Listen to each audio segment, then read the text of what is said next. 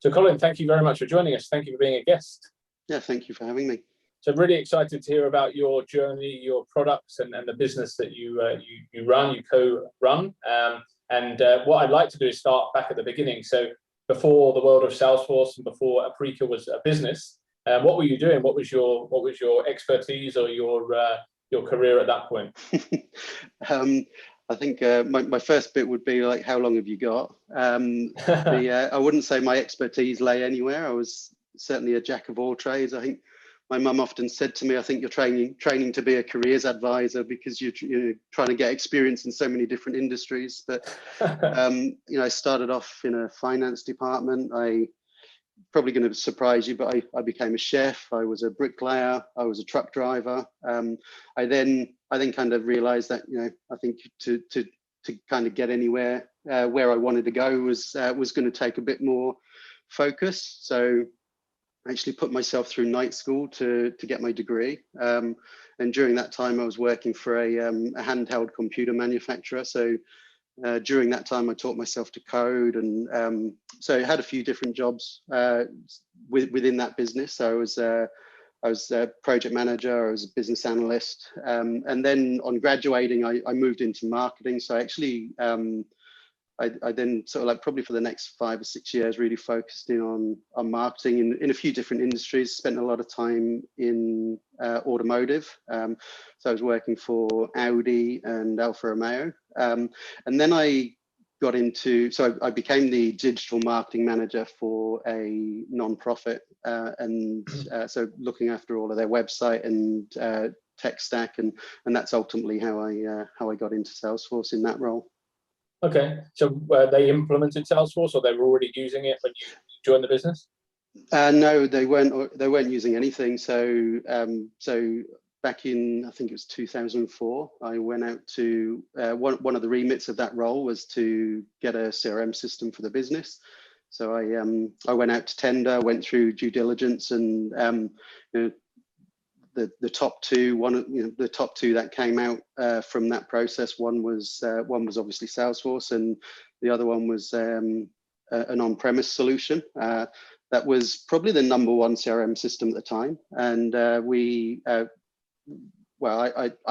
leaned towards Salesforce because it wasn't even called cloud computing back then. I think it was like on-demand CRM, and the fact that we didn't need our own servers. We were a relatively small non-profit with a limited IT resource, so the fact that we could just have this accessible by anyone anywhere. We had a field team as well, so being able to just get to it through the browser was a huge appeal. And little did I know how much that was going to change my life personally, obviously, because right now, if I look back to, obviously Salesforce is always up in the top right section of Gartner quadrants, whereas I think this one has probably fallen off the bottom left now, unfortunately. Yeah. So yeah, certainly from my perspective, good decision. But yeah, it's literally like driven my career from that point forward as well. Yeah, nice. So when you chose Salesforce, what was your role then? Were you involved in the implementation, or did you oversee a partner that came in and did that? Both actually. So I was heavily involved in setting it all up. I went off to, so this was in the UK. I went off to Dublin for my week-long system admin course. That back then there were no Salesforce certifications to be had, so I spent the week in Dublin and came home with this paper-based manual about this big, and then from there, yeah, I was working with a local. It wasn't a Salesforce partner. The ecosystem wasn't that established back then, but this company worked with us through the evaluation of the tender and assisted with implementation. So when you say that like a partner didn't kind of exist back then, when are we talking? Like when was this? This would have been 2004. Oh wow. Yeah. Yeah, real early days then. Yeah. It was literally like what, 4 or 5 years old Salesforce at the time. So then there's a bit of a gap. It was a big risk in the sense of like it was certainly the new kid on the block at the time. So there was definitely sort of encouragement from others in the business to look at these on-premise solutions. So it it was certainly, I guess it's felt like the more risky decision at the time, but certainly turned out to be a good one. Yeah, for sure. Yeah, sounds it. So we'll go on to your business and how that came to be. But there seems to me like a bit of a gap between when you first implemented Salesforce and when the business started. So did you continue on as like a Salesforce professional after that, or did you stay in the not-for-profit for a while, or how did your journey with Salesforce evolve from that point? Yeah, I mean, so I actually stayed working at that company for about 4 years. So I was like a system admin for that business. You're talking about a time when, I mean, sandboxes didn't exist. You had like S controls, and I mean there was no Visualforce or Apex back then. So I think I remember going to what would now be considered a world tour in London in 2005. I think there was probably about 100, 200 people there. I think Mark Benioff was on stage doing the keynote, and then we all got broken up into small focus groups of about 10 or 12 people. So yeah, very different to what you see at the world tours now. But yeah, so I stayed there for 4 years, and then when I moved over to Australia, so I ended up getting a job in a software company based in Melbourne, and so I was the marketing manager for that business, and one of the requirements was to manage Salesforce, and yeah, that's where I actually met Chris, my business partner. So where obviously your heads bumped together, and this idea of mission control came from there. But what was the immediate kind of, where did you see that opportunity, and at that point was it obvious that could be turned into a business? Not really. No, we were definitely we didn't really necessarily have a key plan. Mission control wasn't necessarily the product that we were looking to build.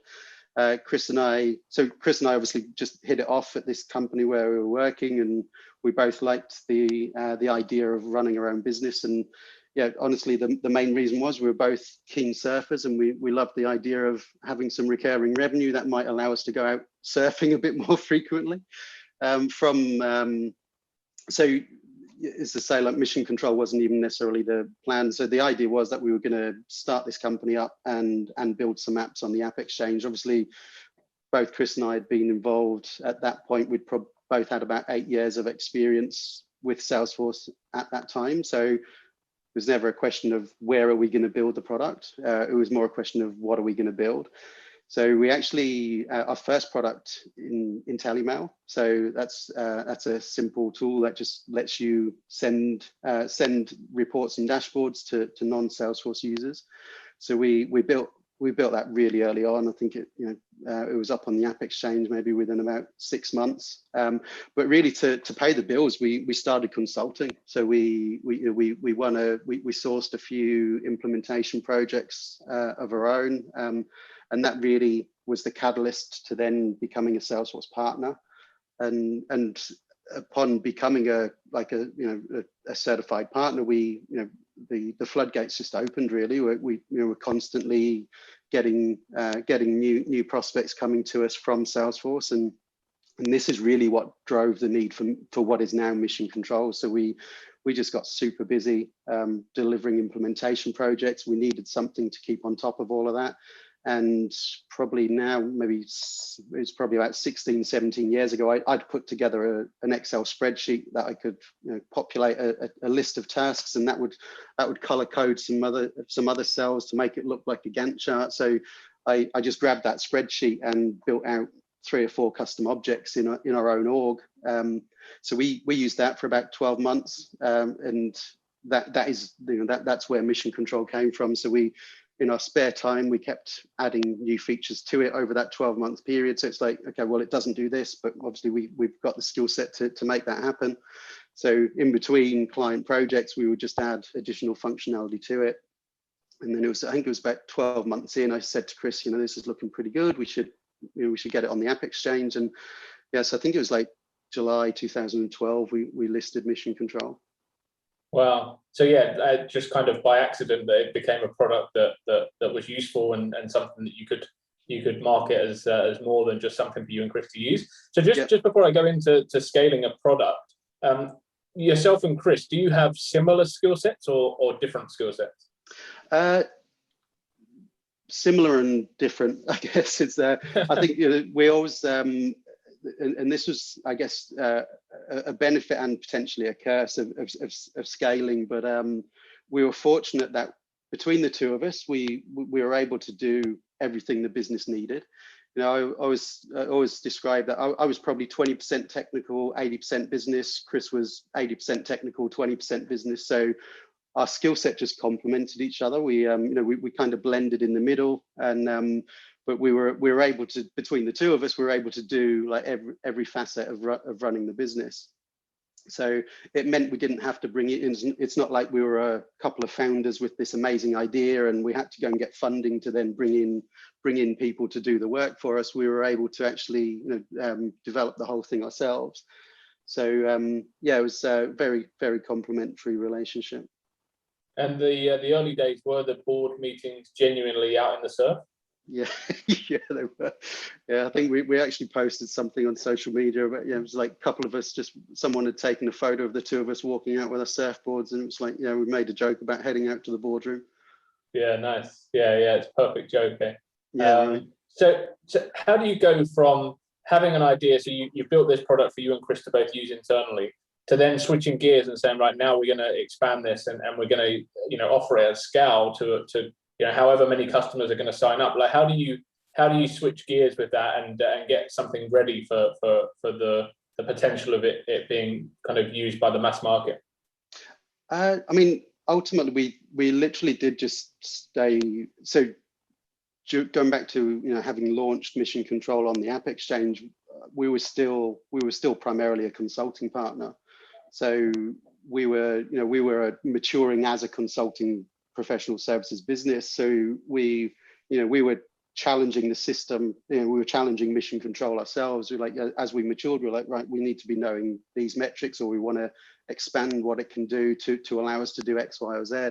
So we were definitely driving the roadmap of what got added, really to deliver our own needs, still as an evolving consulting practice.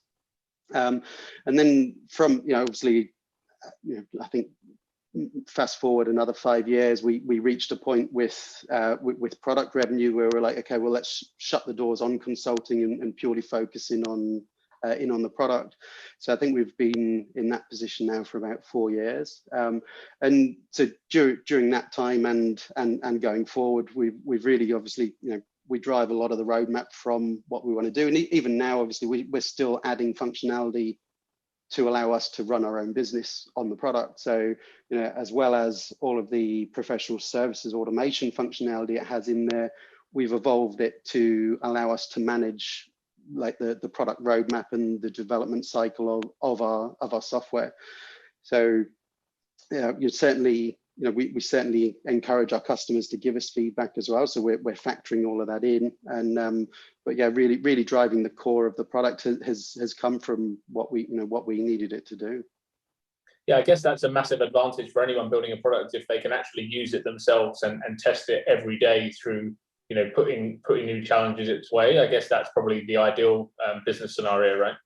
Yeah, absolutely. I mean, I think given going back to consulting, we made sure that it as I say, as we were maturing, we wanted to know things like what's our billable revenue, what's the profit and loss, what's the gross margin, what's the resource utilization. We were building all of that functionality in, and then as we were really transitioning into a full software company, my roadmap literally started as a like a text file, just a text file of a small amount of things that oh, it'd be nice if it did this, or it'd be nice if it did that. And then as we evolved, and maybe I would start structuring that list into separate lists. It was like, really need something a bit more sophisticated than this. And so we eventually added in the functionality of capturing requirements, building out user stories, working out this larger program of work, which ultimately has become our roadmap.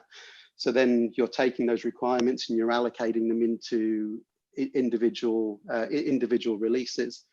And then yeah, so we've added in a lot of functionality over the last sort of 4 or 5 years that really allow a software company to manage that, right through to capturing testing scenarios, issues and resolution, and so on as well. Sure. And one thing that I think a lot of people maybe underestimate is the need for marketing, or even how you do market a product, because I speak to a lot of people in the Salesforce ecosystem that have an idea, but there's a difference between having an idea and getting it in front of people and getting the right eyes on it. And I think obviously your background that you've worked in marketing before is obviously beneficial, but a lot of people in the ecosystem that want to build a product haven't got that background. Yeah. So how did you approach that? Because obviously it was great that you had the consulting side to keep you busy and to bring in revenue, but there was obviously a plan for that to switch around, which obviously ultimately did happen, but that comes through getting the product used, right? Yeah.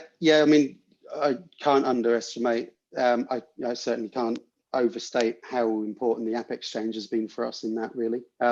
So certainly in that first transition, in that first sort of tranche of time where we were still a consulting partner, and honestly, our products were like this kind of set and forget thing. We had them listed on the AppExchange, and we'd built out automated nurturing programs inside Salesforce. So any lead that came in from the AppExchange was really low touch on our part. So we would be continuing doing our professional services work, which was where the revenue was really coming from at that point.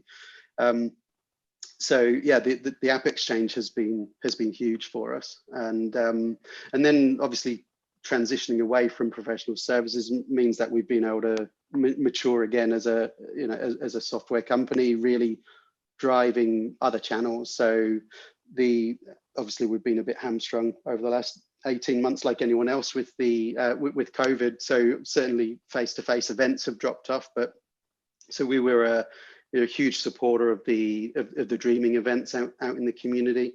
They were great. Really, I never really approached those of wanting to, I wasn't expecting to get a return on investment from I'm going to sell enough to cover the cost of this event, but it was really just a great way of getting awareness of the product out into the ecosystem, because obviously you've got you've got a lot of partners turn up to that. You've got a lot of system administrators, user group leaders, MVPs, that sort of thing. So you're just really building building awareness via those channels.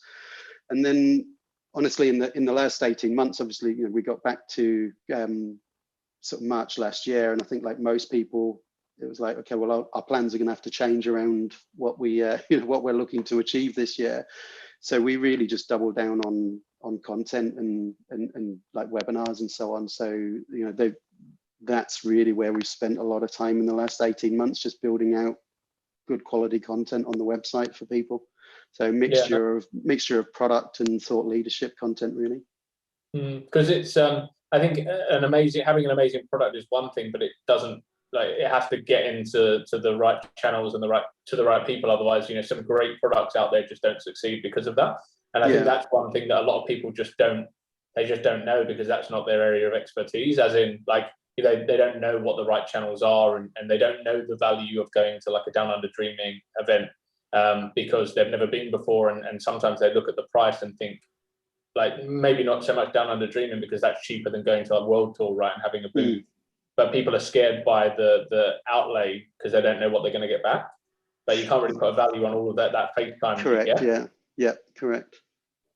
Yeah. So Mission Control wasn't your first product, which I didn't know, actually. I thought it was, and I thought other products had followed. So you mentioned like you did the plan was to be a product business. So it was always the plan wasn't just to have one successful product. It was to branch out into other areas.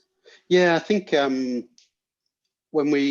so as I say, IntelliMail was the first product, and then Mission Control came along after that. And I think our initial strategy really was to just build what we would consider a lot of small utility tools, like nothing that was going to, I guess, set the world on fire. And it was really just a number of different things that could all be fairly self-sufficient. so we built IntelliMail, then Mission Control, and then Mercury SMS, our text messaging solution. So that one actually came from I guess a need from a few customers. So back then, there was only one or two solutions on the AppExchange that catered for that requirement. These customers had engaged us on consulting implementation work, and they had a need for an SMS app, and they couldn't get the AppExchange solutions to work for them. So we'd actually ended up being engaged to build a couple of custom solutions for these specific customers. And I said to Chris, if we can build something that's simple to configure and easy to use, then obviously you could, we'd probably get something onto the AppExchange. Again, that's what we did. So that's where Mercury came from. And then the fourth one that we built proves that not everything's a success, right? So we'd got engaged by it's not the actual, so one of the top 4 banks, but it wasn't the actual bank itself. It was like a franchised model of mobile lenders. So a couple of these individual like franchisee owners, if you like, were they were trying to use Salesforce in their own business. And I met with them from a consulting perspective. They were wanting us to implement this, and it's like the work that they were asking us for is like certainly close to 100 grand, and it's like this one man band, and it's like just I know you're not going to justify this cost. So we started exploring different options with them, and so we found out that there were numerous lenders out there in this network. So the idea was that we would build it at a very, very small entry cost for each individual franchisee, and we would own the IP and market it out. So we started gaining some traction with that, but we could just never get a head office to endorse it to the whole network. So it just became a bit of a losing battle, really. That would have been potentially one where you'd have been surfing every day had it come off. For sure, yeah. How do you pressure test ideas as a product business? Like especially if it's not necessarily like a bolt on to Mission Control as an example, like it's not a new product that you're adding to your existing suite, it's kind of left field. Because it must be hard to know how far to go with an idea before you realize it's going to work or it's not going to work. Like, how do you kind of get to that point? I mean, I think from our point of view, if we look at the 4 apps that we have built, IntelliMail, I actually got that idea from the like the Trailblazer community. What was the idea exchange? So you could see that there was a need for that in the market. As I say, Mission Control, I've explained where that one's come from. Mercury, again, we knew there was a market for that because customers were asking us for it. The existing solutions weren't really delivering on what they wanted. And then the final one really is like, we looked at that and saw there was a potential. There was a clearly defined audience of who we could market that to. So 75% success rate, I'll take that. Yeah, because I think it must be hard, like especially starting a new business, like a product from scratch. A lot of people can get really excited, and I mean, I speak to people outside of the Salesforce ecosystem that come up with this idea, and it sounds amazing, but then it never gets anywhere. And is it just is it always a timing thing, or do you have to know, in your experience, you have to know the audience is there before you push too far with a product? I mean, I think it depends on what type of app it is as well. I think you go and search the AppExchange for project management, you're going to get 350 responses. Sure. Do I even know those 350? Like, no, I don't. We would compete really with a handful of them. And looking, so I guess where I would say where we're fortunate with Mission Control is we're operating in a pretty competitive environment, but we're operating in a white space area that Salesforce does. Salesforce doesn't really have a core product offering in that space. So that certainly helps. So you like the talking about the various channels of AppExchange is huge for us, but like the Salesforce team are also a great referral source. So they're trying to sell their Salesforce to their prospects. Comes up in their discovery that they need project management, so that we get referred from the Salesforce sales team a lot for to fill a gap that they're not, they don't have a solution for. Yeah, nice. Yeah, that's handy for consulting business as well, and I've not thought of that as well for the kind of the product business like yourself, just popping up and filling a gap and helping them sell the service or sell their offering a lot easier. Yeah. So in your experience, what would you say, apart from having a good product, but the success of a product business, like what are the kind of key aspects in your experience? Again, I think we've always taken the approach of we're not here to reinvent the wheel. Okay, so like Salesforce is hugely successful for a good reason. So we've like really designed our whole software development ethos around that. So trust obviously is number one. The customer's got to have trust that what you're doing with the product, you're taking it in the right direction, and transparency. Like we'll regularly communicate to customers with with what's coming up, and obviously reliability. So we are actually dealing with a really important piece of data inside our customers. So professional services businesses drive cash flow into their business by doing billable work. So we've got to provide them with a reliable solution, and that's ultimately what's going to drive our customer retention. And really, like, willingness to listen. I think it sounds simple to me. I literally, like, my mind blows when we get amazing feedback from customers around the fact that we are reliable. We quickly get in touch on support tickets. We always listen to what our customers are looking for. I'm like, why isn't everyone doing this? This shouldn't be something special about us, and really just like, I mean, our motto in Aprika has always been driven to exceed. So I think that really just filters through everything that we do. We always want to be doing better than what our customers are going to be expecting us to do. Yeah, and if you do that, you're going to succeed, right? Yeah.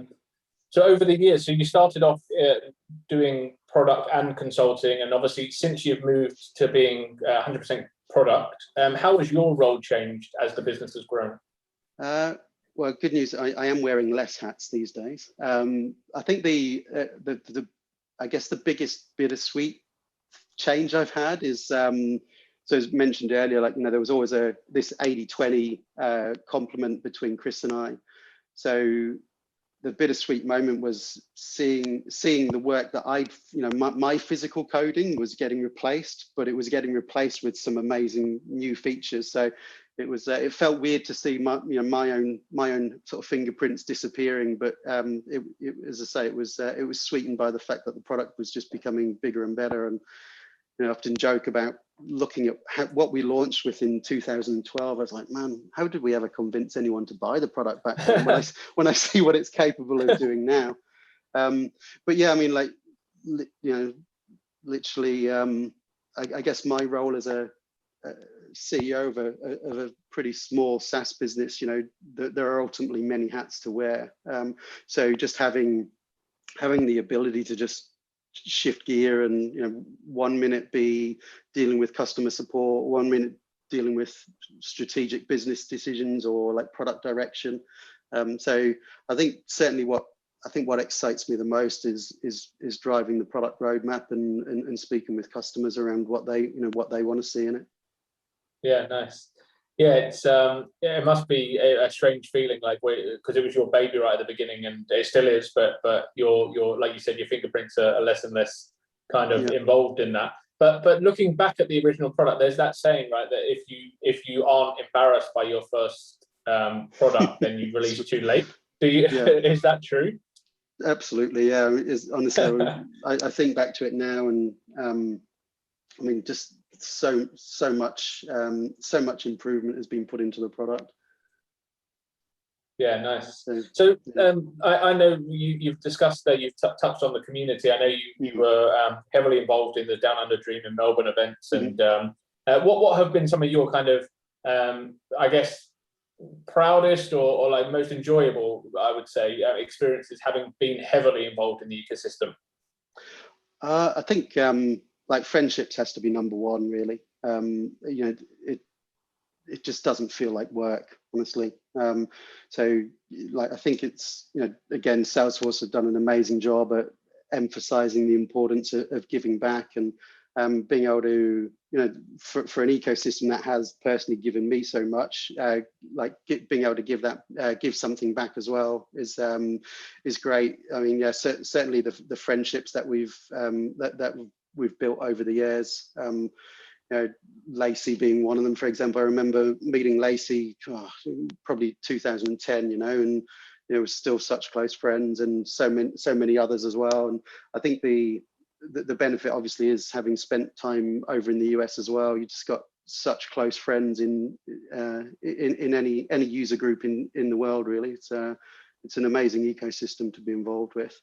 I think probably the most satisfying after that would be really just helping other people. So, and you do it unknowingly, really. You just, I remember having a chat with someone at the New York World Tour. They were part of the Pep Up Tech program, and I was they were really struggling to break into the industry, and ended up just sitting talking with her, for probably half an hour that night, and then we ended up exchanging some emails and really just guiding her direction of where she was looking for a job. And about a month later, she tagged me on Twitter and said it was, like she'd managed to get this job, and it was highly influenced by the conversations we'd had. And it literally still gives me goosebumps now talking about it. It's like, man, it just felt so insignificant for me to have that conversation with her, but obviously it's literally it's given her a career now. So she's like 2 years in and doing amazing. So